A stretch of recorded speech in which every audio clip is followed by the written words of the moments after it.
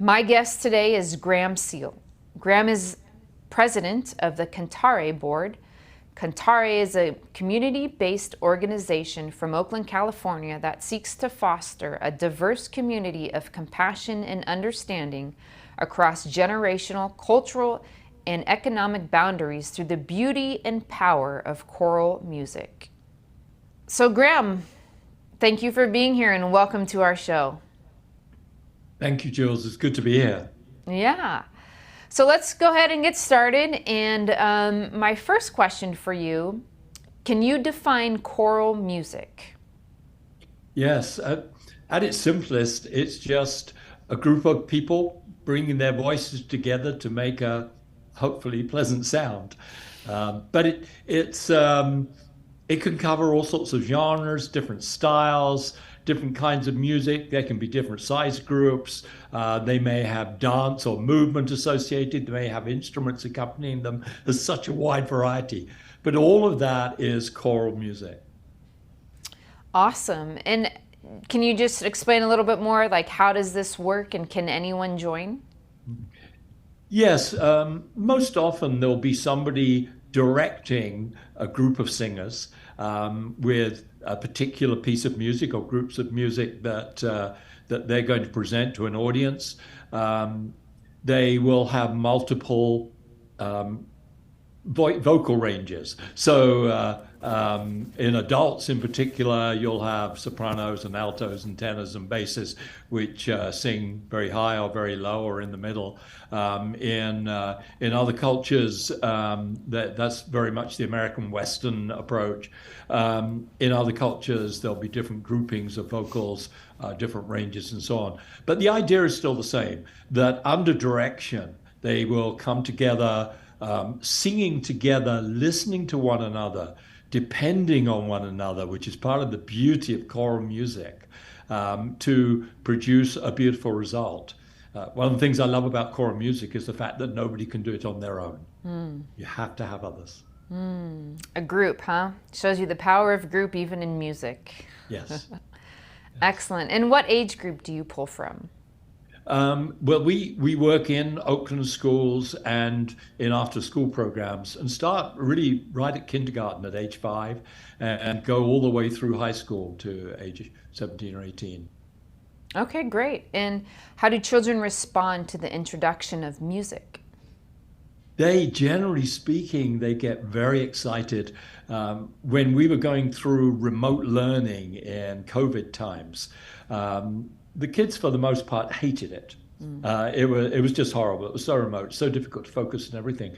But we kept hearing from parents and from teachers how excited they would get about their remote cantare sessions because they were fun and they were rewarding and fulfilling. Yeah, excellent. You know, I think part of it too is contributing, Yes. right? Rather than just doing something on your own, you're contributing to that group. And like you said, you know, that's something they can't do on their own. You can't do by yourself. Yeah, and hearing the result when they work with other children or other youth and what can be done with all those voices, they get pretty amazed and learning how to relate to one another. Quite often, we do a number of choirs which cross all of Oakland. And so often they won't know the person standing next to them while they're singing, but they will learn to lean on one another. If they're not quite sure about a piece, then they'll get to know one another.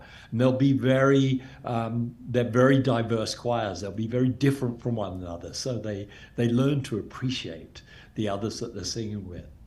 Yeah, that's excellent. And so you spoke about a couple lessons there, but what lessons do your choir members learn from participating in such a coordinated activity as choir? I once in an interview at a concert asked somebody who'd come through all of the Cantare programs what they contributed most to them. So kind of asking the question you just asked, Jules. And she surprised me by saying, it taught me to listen. And that wasn't what I was expecting. But what she meant by it was, first of all, that in choral singing, actually the most important part of the body is the ears. we have to listen to one another. It's even more important than the voice.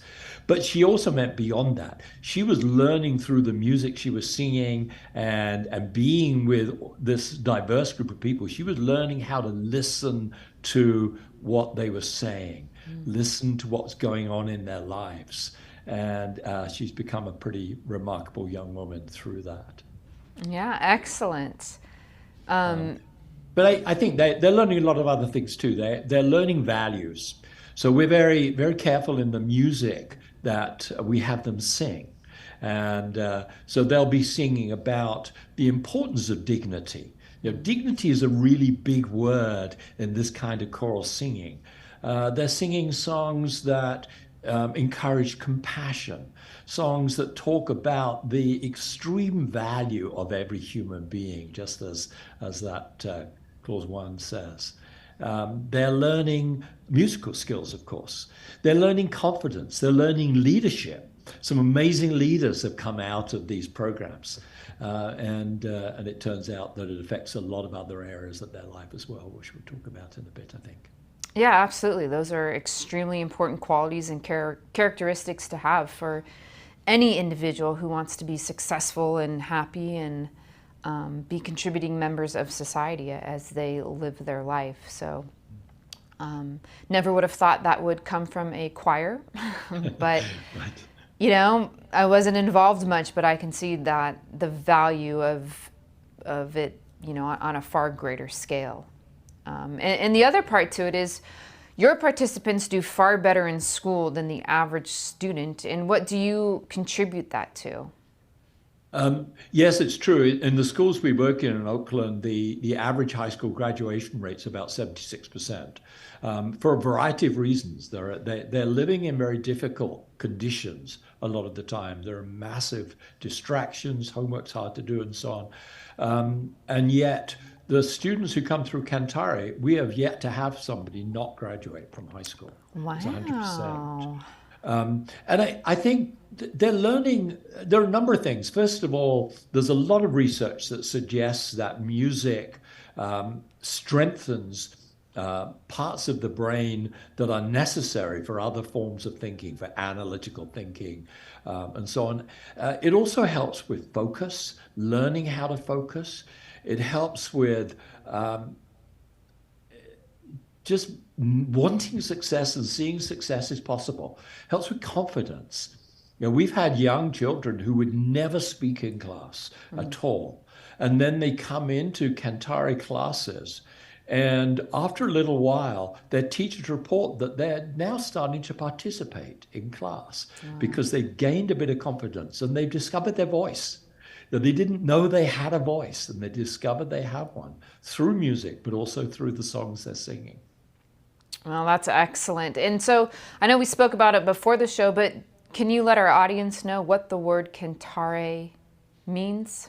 Yes, cantare is actually a Latin word, although the Italian is just about the same. And it simply means to sing. And that's the core of what we do. It's, of course, that our main purpose is to bring about social change and to bring about equity and respect and dignity for those we work with. Yeah, and talk to me a little bit more about that aspect to it, right? So we have the singing portion, but you just touched on, equity and things of that nature. And how does those two intertwine, and what are the different things that you're doing to get there? Yes, and I talked about the fact that we are very intentional about the choice of music. So we choose music from many different cultures in many languages, and usually in a choir of any size, there'll be somebody who at home is speaking the language the song is in. And to the others, it's gibberish. And so that one person has the opportunity to help with teaching. And the subject matter is the other thing. So singing is a remarkable way of learning.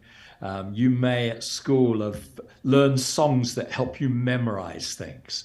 which you could never memorize just through the words. And the melody just helps to do it. I memorized Pythagoras' theorem at school, and still remember it. I still remember the binomial theorem, which I learned to a tune. So there's some of that, but it's what we're inviting them to remember. There is historical content. There is discussion about the problems of racism. We'll sing spirituals, for example, and then we'll talk about where they come from. What is the background to this spiritual? What was going on at the time it was written? And that's the kind of thing. We talked about the Declaration of Human Rights, Article number 1, which is very much what we're about. There is another one that specifically talks about education, and that's Article 26. And part of that article, for the most part, it says everybody should have access to free education. And we know how untrue that is in so many parts of the world. But it goes on to say education shall be directed to the full development of the human personality and to the strengthening of respect for human rights and fundamental freedoms. It shall promote understanding, tolerance, and friendship among all nations, racial or religious groups. And that's so much what we're doing, what we're trying to do, and what we're seeing successful. It isn't just about education in the form of pushing facts into children, teaching them the things they need to know to be successful in some way, but it is about building the whole person and about building that respect for one another that Article 26 talks about, the appreciation of differences. That's why I love the diversity of the choirs that we have and the diversity of the music that we have them singing. I think both of those contribute to that. Yeah, absolutely. I mean, education, formal education, could use the full development of the development of the full individual, right? Not just like you're speaking on math, science, or whatever it be, but what is that person interested in, and how do we help that individual develop fully so that that individual can be successful? And that's powerful, very powerful. And speaking of education, right? So it is such a basic human right. And you touched upon it a little bit, but if there's any more in terms of what kind of programs do you run that facilitates education? Yeah, we actually started our children's programming. Originally, Cantare was an adult choir, and we still have adult choirs. We have 2 or 3 of them. But the children's program started because Oakland Unified School District, because of budget constraints, dropped all arts education throughout the schools. And this, in my mind, is clearly, particularly if you look at Article 26, it is a violation of human rights. Yeah. And it is in particular true because it's discriminatory. So the schools that exist in wealthier areas have parents who can afford to pay for extracurricular activities. They'll make contributions to a school for a music program or something like that. The schools we work in are in very low-income areas. They're in areas that are very ill-served in a number of ways, including healthcare and other opportunities. And it just isn't possible for those schools to introduce their own unbudgeted music programs. And so we stepped in to offer classroom education in music with these goals that we've been talking about. We also more recently have introduced a couple of social sciences classes that use music to walk through the real history of America, the real history of California, as against what they may sometimes be reading in their history books that tend to leave out some things that are, at least until recently, not really talked about very much. And they talk about land grabs, and they talk about slavery, and they talk about racism, and for the mistreatment of the poor and handling of disabilities and things like that. And so through those social studies elements which contribute to the curriculum in the schools, but the way they're done, we provide a more rounded way of presenting history. Wow, that's excellent. And what other kind of successes are you seeing from your work? I think we're seeing it as we now see students who have been through the whole program, sometimes right the way from kindergarten through 12th grade. So, they've seen 13 years of Cantare education. We see the sort of young people that are coming out of it. We're starting actually to see some of them joining our adult choirs because they have this love of music and this love of singing. It's become such an important part of their lives. But we also see them, going to college in very large numbers, often the first in their family to go to college, often the first of any of their friends who have gone. They're going to really great colleges and universities, doing degrees that allow them to then enter the community again and give back and contribute. The Cantare board, actually, we just gained one of those people, a young woman who got her degree in education and social studies, and she is now working in Oakland schools and working as a counselor, because she understands what's going on in the lives of the children who are there. She grew up in a very poor environment, in a very troubled area, and experienced a lot of the things they're experiencing. Through Cantare, she rode through all of that and has come out of it to be a remarkably mature and beautifully compassionate and loving person who wants to give all of this back. And she's also a tremendous asset to our board. And I'm very excited to have her there. So we're seeing that kind of thing in a lot of people. She's an obvious case, but there are many other examples like that. The people who are coming out of the other end are people who are really contributing to society, contributing to addressing some of the human rights violations they're seeing around them. Excellent. I love it.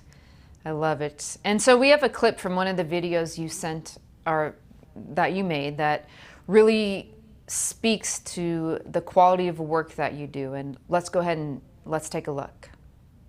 It's important for everyone to be included because they have a sense that they're a part of this big, wonderful community that they can express themselves in and show your emotions without feeling scared or nervous on how other people will think of your actions. To be included, it feels like you're loved, you're cared about, you're talked to, you're helped by other people. It feels like people really care about you and care about what you want to say and your opinion. To be included, it feels really good because you feel loved. It feels really bad when you're left out, like no one likes you anymore. There's this little thought inside of you that says, like, I'm not cared about. And it feels like people just don't think you exist. I felt included when I had friends around me that had stood up for me. One time at recess at my middle school, because I was new there, I was sitting there watching kids play basketball on the court, and a kid came up to me and said, "Hey, do you want to join?" And then I was like, "No, I'm okay." And he's like, "Yeah, you really should. You really should. That's what recess is for." And then they all played with me, and a big grin showed up on my face under my mask. I'm not sure if they could tell, but it's important for everyone to be included is because that's how you build friendships and form a community. Can you tell me about these kids and the successes that they have experienced? Yeah, these are Oakland kids who are, for the most part, in the bottom end of the economic situation. Many of them live below the poverty line. They're kids who have very few opportunities outside school. They're kids who have little confidence when they come in, who haven't necessarily felt like they were treated the same way as everybody around them, and what they're experiencing here. What they're loving to do in their singing and in their interrelationships is that they matter, that they're really important, every bit as important as everybody else around them, that they have a real contribution to make. And it's something they wouldn't necessarily have without the Cantare programs. And of course, that changes them massively, changes the kind of people they're going to become as they become adults. Yeah, awesome. And so the arts have been routinely removed from schools' curriculum. You know, it's something we've seen kind of, not all at once, but slowly but surely throughout the years. And what effects, you spoke on it a little bit, but what effects does that have on the student? It's massive. And when I grew up, it was a given that we'd have music and other arts. The other arts don't do a lot for me because I can't draw or paint to save my life, but I can do music. And so that was hugely important for me in shaping me. And in my case, it was a mixture of classical music and pop music. I was in a pop group, and that was encouraged and supported by my school, and our performances were in the school and so on. And it added some value to me as a very insecure and very lacking in self-confidence boy. And I see that constantly. It affects academics, as I mentioned earlier, a lot of research on the importance of the arts in improving academics. And America certainly is really struggling with academic performance, especially coming out of COVID. It affects just that sense of value. It affects the appreciation of the arts as well. Life is so much more than working to earn some money, going home, doing what you have to do with the family and going to bed and then getting up the next day. There is beauty in the world. And beauty is a gift that should be enjoyed by absolutely everybody. And if we take it out of school curricula, then how do children and youth learn how to value and appreciate beauty? Whether it's music or the arts or poetry or literature or anything else. And they get some, but the removal of visual arts and musical arts has been a huge challenge. We're starting to see some of it come back. Yeah. And one promising note is California just passed a proposition which requires all schools to start offering arts education again and to set aside a specific piece of their budget to do so. And we're very excited about that. It'll change the role of Cantare a little, but it's very exciting to see that come back into the schools. Yeah, that is excellent. That's great to hear that California passed that prop. And you'd mentioned the beauty, right? That arts, whether it be music or picture arts or drawings or things of that, physical art, that was the word I was looking for. It also, in my opinion, right, it creates a positive future, right? It puts beauty into the future. It can create, what's the word I'm looking for? Not a dreamy future, but it just creates a positive, rather than we are where we are, let's put something out that has beauty for our future and create aesthetics. Right? We're not stuck where we're at, but we can have things on an aesthetic level.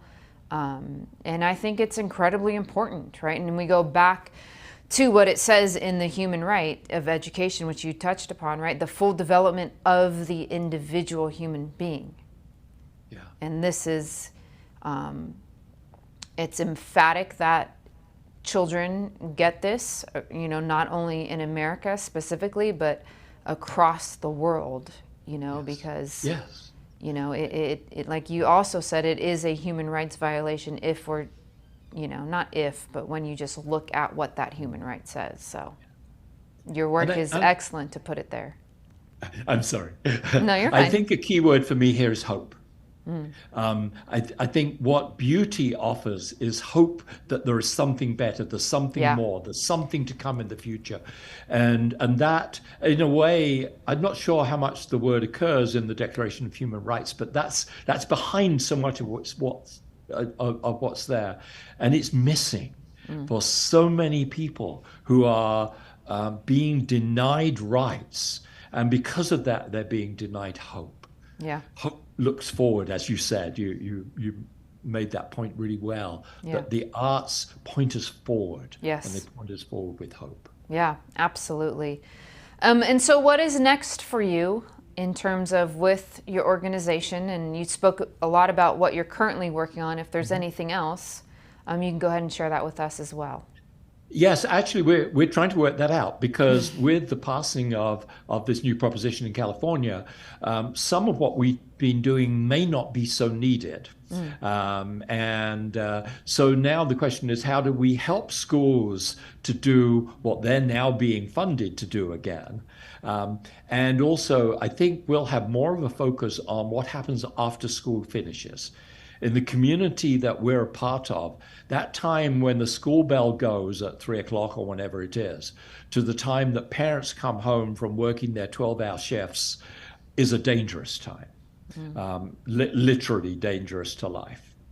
And so there's tremendous importance in helping to fill that gap and using that time really well to introduce beauty and hope and all of the character changes we've been talking about with music. So I think I see us doing a lot more than we already do in the way of after-school choirs, after-school music education, and so on. That probably will be the biggest change for us going forward.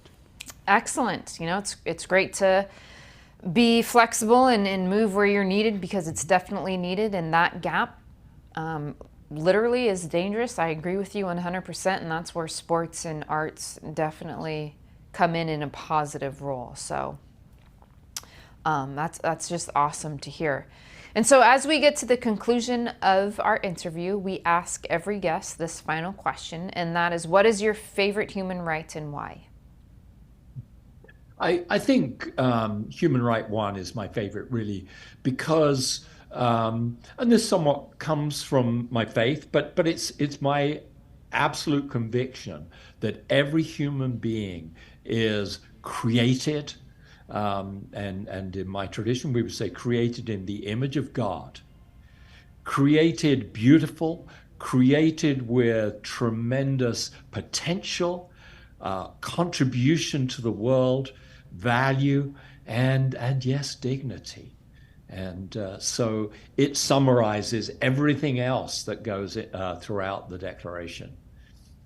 Yeah, I mean, you said it beautifully, and couldn't agree with you anymore. It is an absolute important human right, if not one of the most important, for sure. So I just want to thank you very much, Graham. It was great talking to you today and hearing your story. If our viewers wish to reach out to you to ask you questions about your work or your organization, how would they contact you? They can go to our website, which is cantareconvivo.org, cantareconvivo.org. So that's a bit of a mouthful. Or they can look us up on YouTube or on other social media, Facebook, Instagram. We have a presence in those. Our YouTube channel has a lot of content, concerts and all sorts of things. So again, just searching for Cantare should get you there, or certainly Cantare Convivo will get you there, which used to be our name. Yeah, I think those are the best ways. Excellent. Well, that's our show for this week. I hope you enjoyed today's episode and learned something new about such an important topic.